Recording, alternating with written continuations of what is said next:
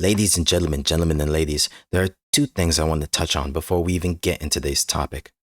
First, the game is the Worldbox Simulator. And second, this is the sequel.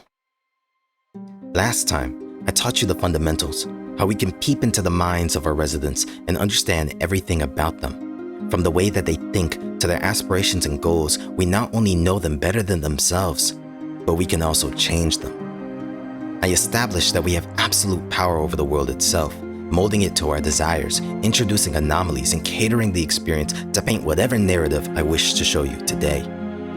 Instead of a generated world, I have a handcrafted one, made by one of the many gods that exist amongst us. Like one of the many gifts I'll be giving to the residents inside, this world will make the experience more unique.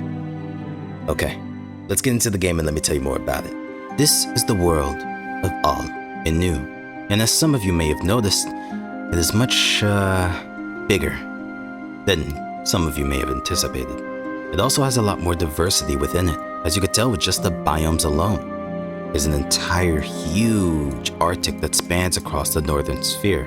In the east, we have a very strong desert. There's also a spooky forest and, well, a mushroom biome. On the west, we have a very dense forest with many different minerals around the place, and it seems there might be some creatures waiting for our residents. We also have volcano, which I'm planning on doing something with a little bit later, but we'll hold that for later on in the video. The goal of a world like this is to give the residents a very unique sort of situation. Each place is very different from the other, and it allows a lot more space for the residents to maybe avoid some conflict or maybe approach conflict in a very different way. Speaking of the residents, I wanted to make a very specific note. In the previous world, we had all of them very close to each other, and the first of all four of the civilizations to fall were the elves. And so, I will choose to keep them out of this world. This will be specifically for the three races that are left behind. I recommend you keep that in mind for any future uploads. All that there is now to do is, well, choose where we're going to be placing the residents.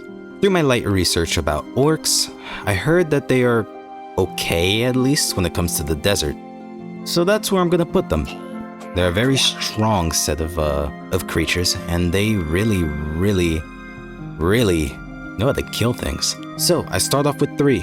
Not like my usual way of playing, but again, because I'm only doing 3 races, I might as well do 3 people. And of course, I'm gonna give one of them a blessing, and well, we're going to make them immortal. Immortal with a blessing, and we'll favor them as well. This tab here will come in handy in just a few seconds. Since the orcs are all the way over in the east, we're going to actually place the dwarves perhaps up in the Arctic. Yeah, I want to place them in the Arctic. That's 3 of them. Blessed and immortal, and I will be making you my favorite.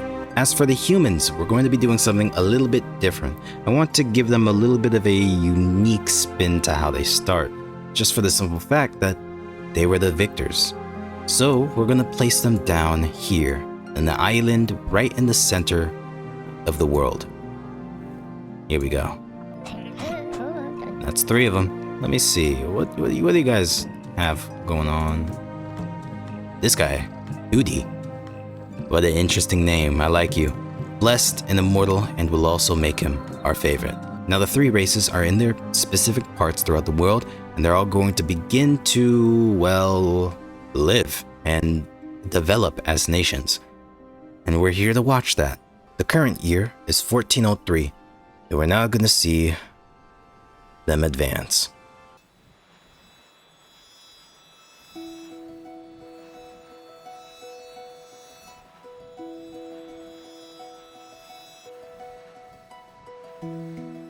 Now it's been a few years, and now I want to go ahead and check on every one of them and see how they're doing. We can tell by these guys, the dwarves, they already have a little dock. They have about 20 people. Looks like the king is still doing fine. Ooh, the orcs? The orcs are really growing. Look at them. They're really populating. I guess my research was kind of right when it comes to them. Down in the village of the humans. Got two distinct factions here. They even seem to have different uniforms. Is that right? Yeah. They got different uniforms, red and white. And then this one's got blue and white. But I also wanted to do something very specific. Like I said before, I would do something in terms of a little tab that shows up underneath them right here. I've added something to the game that allows for me to specifically edit the items that characters have in their hands and the armor that they may have on their bodies. As seen right here, this is all the weapons that are possible in the game and all the armors that are possible in the game. What I want to do is give each one of the immortals something distinct to them. For example, the dwarves, I think it's very good for dwarves. You know, they're miners. I want to give him an adamantine hammer, just for the simple fact that he's a dwarf, and I want to give him something unique to him. For the orcs, it's kind of in my head, makes sense exactly what they're gonna have. They're gonna have an axe. As for the humans, specifically the human immortal, we're going to give him a sword, because I think that represents humanity quite well, in my opinion. Now that each one of them have a weapon that's unique to them and they're immortal, I think they can go about the world with a sense of identity. And that'll make the way that things unfold a little bit more interesting, to say the least. Ooh, it looks like the orcs are planning to go to war? I wonder what they would have beef with. Why would they have a war with somebody with being all the way out in their own little sphere away from everybody? We're about to see. They're planning a war with the humans. But what for? At least one of the factions of the humans. Let's see what's going to unfold.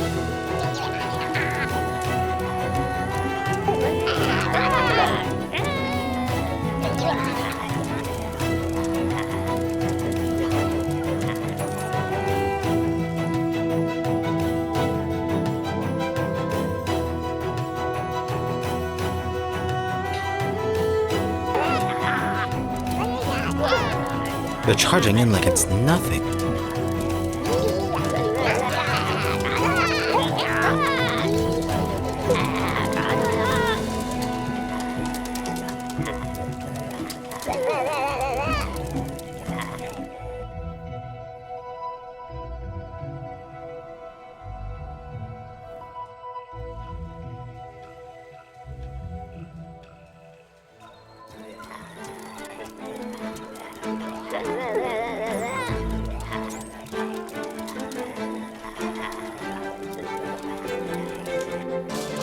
And as you can see, that's what I added. I added something to the world that allowed for them to, well, go ahead and use their ships for battle. And that's what we're witnessing here. We're witnessing them go ahead and shoot cannons at the enemy in order to prevent them from destroying what they know.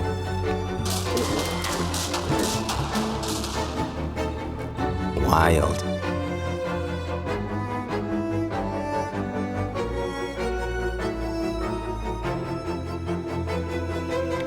It looks like multiple things are happening at once. For one, the orcs are finally letting off the war a little bit, and they've chosen to attempt to do a peace treaty. But at the same time, it seems that we have humans being humans. Let's go ahead and check out what they're planning.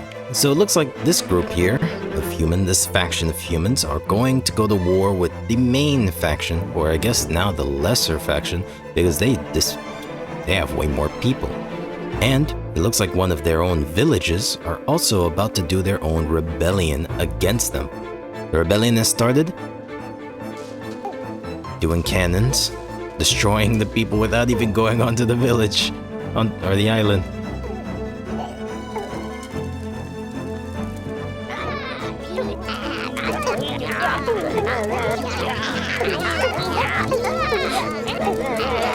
I'm actually surprised at the fact that we had the orcs constantly trying to go to war. It's really weird. And once you look at that, another rebellion.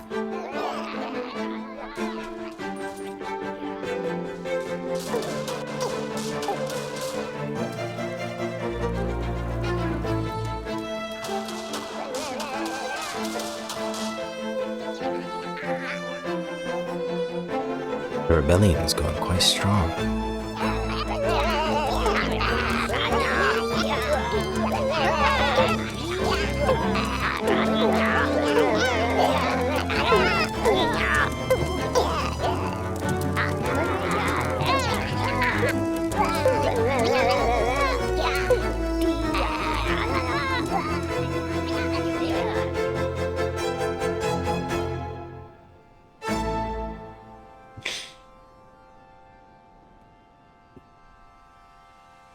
War again. They're going to war with the humans again. Oh, yo. And although I'm quite interested in how many wars the orcs and the humans have, I actually am really interested in seeing what's going on in the northwest. It looks like the dwarves have finally expanded all the way down and up. Not really that much up, but they expanded down into almost touching the dense forest. Their civilization is looking really good with many different buildings and many different ways of life. They've been quite peaceful, out of the way, not dealing with any of the conflicts that the humans and the orcs have been going on for about 100 years now.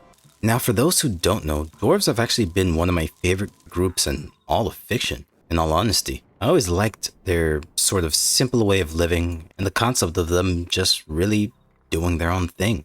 For the most part, dwarves in most fiction, they really are just guys that they have their bread and butter. And just don't mess with their bread and butter, they really won't be messing with you. They're quite nice. Typically when dwarves start to lash out, it's because of some sort of external force, something outside of them that scrambles the way that they live. For example, in Norse mythology, Odin, he's the one that kind of messes with them and causes them to lash out in some sort of ways. And more specifically, if we look into God of War, Ragnarok, and depending on your interpretation, they even begin to go against each other and start killing each other in order to try to get a foot up over the amount of gods that are just messing with them and taking things that are theirs. It's kind of just a shame, really. As a matter of fact, I'll give you a little antidote. On one of my very first world, one of the longest lasting worlds I ever had, well, I had dwarves up in the north, as I tend to have them, and humans and elves and everybody going about it their thing. And the way that it went is the dwarves in the north, they were pretty much stacking up their paper over time and really, really growing power over the course of many years. We're talking about thousands in-game years. And all the other races were just attacking each other and pretty much were killing each other out until finally it was really humans and all the little other factions of humans. And well, yeah, the dwarves decided to go to war with the humans because they ended up killing an ally. It was the elves, and all of the humans combined only made about what, or maybe even 2,000 together, and the dwarves alone had over what, 3,000 people. It was a war that was so bloody and lasted so long. I'm gonna be honest with you, I literally uninterrupted, didn't touch once, and the war lasted over 300 years. Not even 3, actually, like 5. Almost 300 to 500 years without the humans even being able to touch the shoreline of the dwarves. It was rather impressive. These are people that don't really mess with others, and when they do, they typically have a good reason. And things like that kind of just shake the way they shake. The unfortunate part about that entire ordeal is, well, in the end, the dwarves did lose. Because in reality, the thousands of humans that have been there on the planet going against them, and they already had hundreds of veterans, hundreds of weapons that they've developed over time and stolen from other civilizations. And although the dwarves tried their best, they ended up failing in the end. But I'd like to think that they fought for something they believed in, something that they found special, a friendship. And I don't think they regret it. I'd like to think that that final stand that they had against all of the world, all coming at them, not only sent a message to just me, but sent a message that shook the entire world. Because after that, all the humans, all the different factions formed an alliance that lasted forever. So I think that they learned something, and I think the message they sent changed the direction of the world forever. And I think they learned a second lesson too. You mess with the dwarves, you're gonna get the hammer.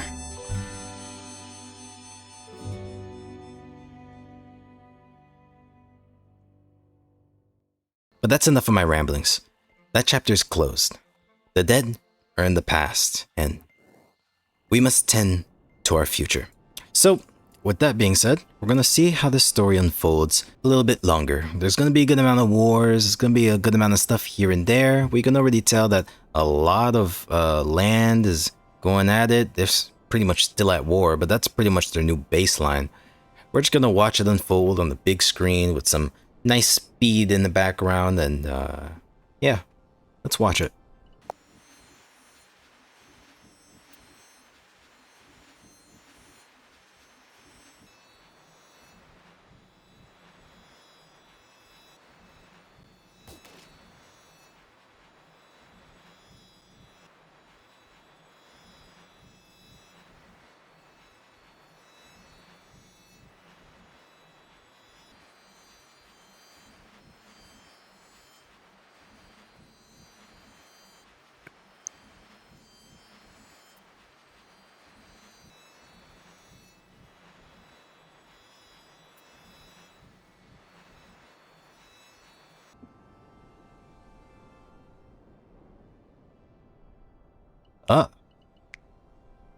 Looks like a lot has changed since I took my nap.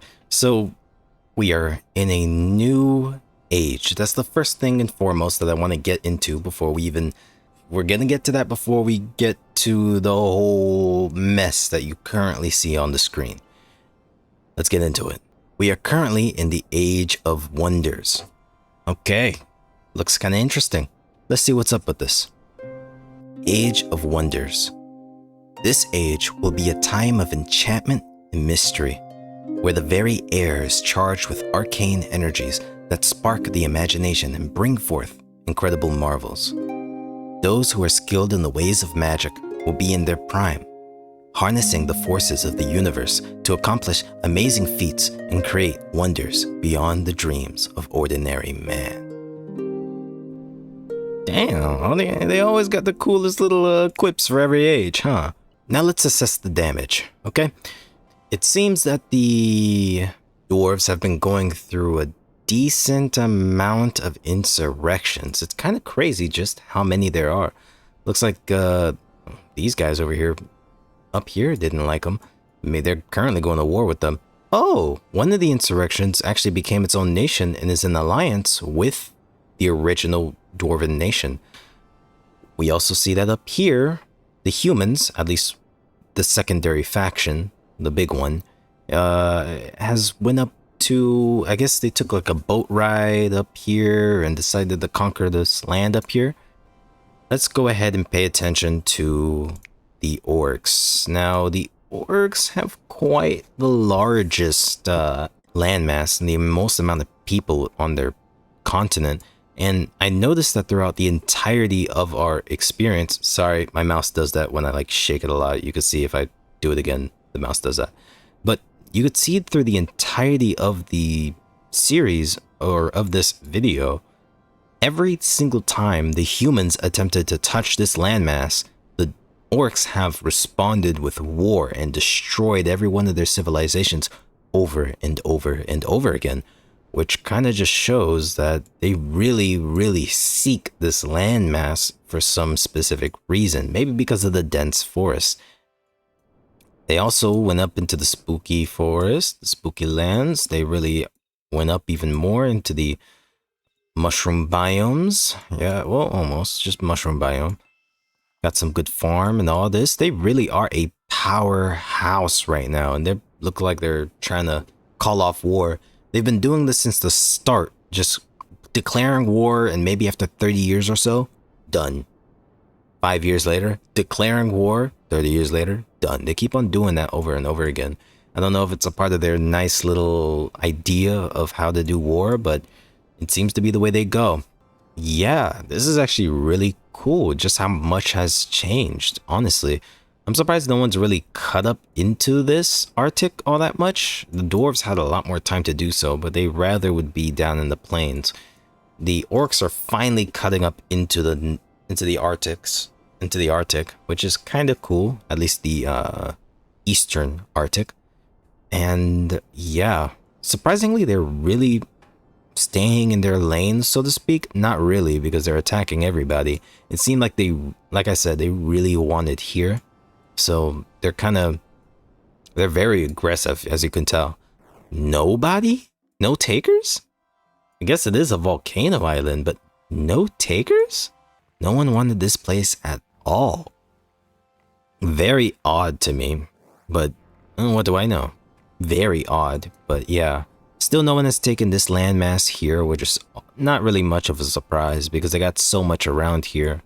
I'm kind of geeking out a bit just because of the fact that so much of this land is taken up, and finally the orcs seem to be really taking the land that they've been fighting for so long. Whoa, I forgot I had that. Yo, maybe next episode I'll touch on those. But I'm gonna see just a little bit of how this plays out, just a tad. I'm gonna put it up to 3 speed real quick.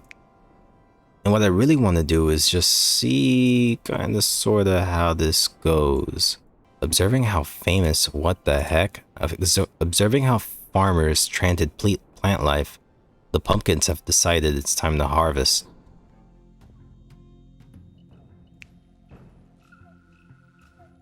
What the hell is this?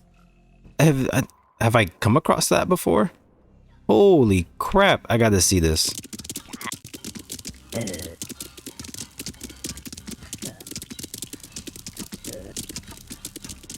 Oh my goodness, that's... Of course it happens in the orc place. Now that a little bit of time has passed in the Age of Wonder, and we've come across a rather crazy anomaly, I think it's about time that I start to introduce my own anomalies into the world. What I really want to do is pretty much present to each one of the races 3 anomalies to attack them. So it's gonna be 3 of the same kind. So for the orcs, we're gonna start with the orcs. We're gonna hit them with 3 dragons. I think that'll be kind of cool.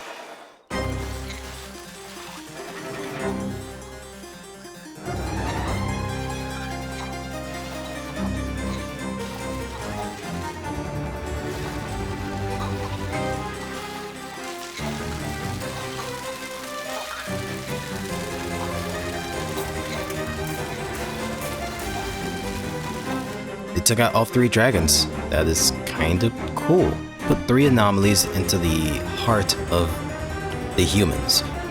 Snowmen? Actually, I do remember snowmen being very scary in this game, so I'm gonna spot 3 of them and see what happens with that.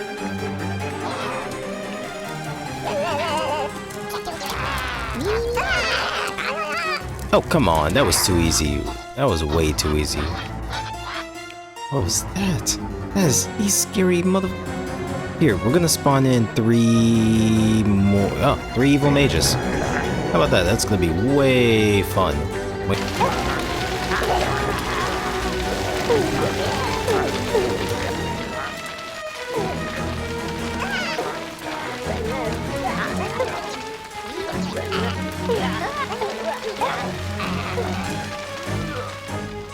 Did they handle all of them? They really did handle all of them, I think. Unless these guys are fighting. They're fighting more pumpkins. Oh my god. So that's 1 anomaly. So I'm gonna just place 2 extra anomalies. How about that? Because you guys already have pumpkins for some reason, I'm gonna spawn 2 more pumpkins. Let's see how this goes.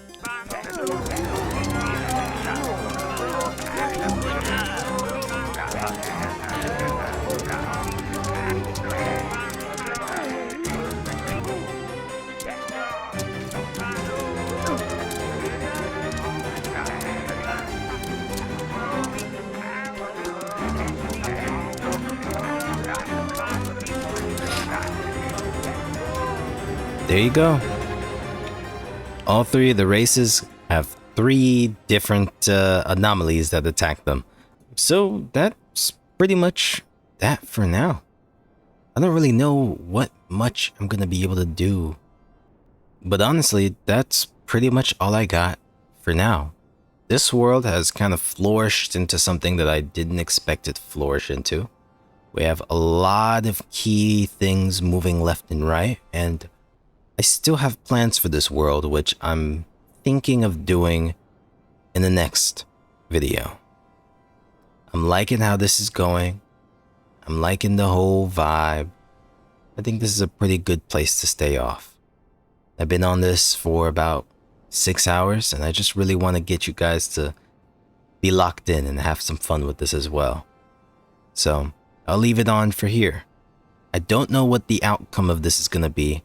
I'm surprised that it's been so long and all 3 of the races are still alive, if I'm being honest. We're kind of at a perfect little standstill of just not sure what is to come next, you know?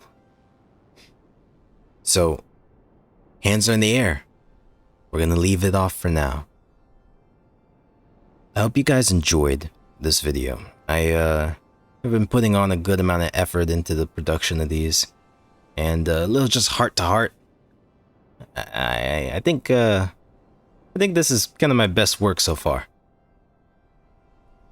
But it's not gonna be all I do. I do plan on ending this series rather soon, sooner than expected, but maybe not. We'll see how things go.